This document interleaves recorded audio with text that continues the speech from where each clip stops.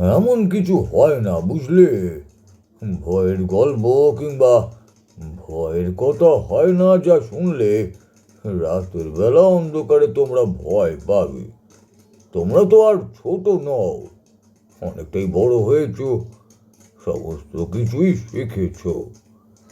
তাছাড়া ভয়ের গল্প কোনটা আর কোনটা যে ভালো গল্প তা আমি তোমাদেরকে বলতে পারবো না।